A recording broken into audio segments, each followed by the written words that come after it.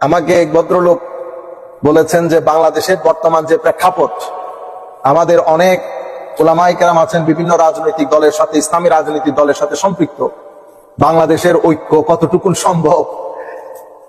আমি বলেছি একটা জিনিস আপনাকে পরিষ্কার করতে হবে, কাতেলে আলী মানে হযরত আলী রাদিয়াল্লাহু তাআলা আনহুর হত্যাকারী এবং হযরত আলী রাদিয়াল্লাহু তাআলা আনহুর হত্যায় যারা ব্যথিত ছিলেন সাহাবায়ে কেরাম উম্মতের মেইনস্ট্রিম, ফারুকে আজমের হত্যাকারী, ফারুকে আজমের সাপোর্টার, ইমামে হাসানের হত্যাকারী, ইমামে হাসানের সাপোর্টার, উসমানে গনির হত্যাকারী, উসমানে গনির সাপোর্টার, শেষ পর্যন্ত ইমামে হাসানের হত্যাকারী, ইমামে হাসানের সাপোর্টার। দুই ভদ্রলোকের মধ্যে কোনোদিন ঐক্য হবে না।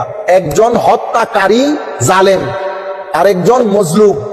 জালেম আর মজলুমের মধ্যে কখন ঐক্য হয় আপনি পরিষ্কার করে ফেলতে হবে, হয় এই পাশে নতুবা ওই পাশে। মাঝখানে যদি বলেন আমি জানি না আসলে হক কোন দিকে ছিল বাতিল কোন দিকে ছিল, তাহলে আপনি হলেন মুনাফিক। আপনি হলেন মুনাফিক, মানে এই পাশেও বলতে চাচ্ছেন না, এই পাশেও বলতে চাচ্ছেন না। যেটা হক সেটা হক, যেটা বাতিল সেটা বাতিল।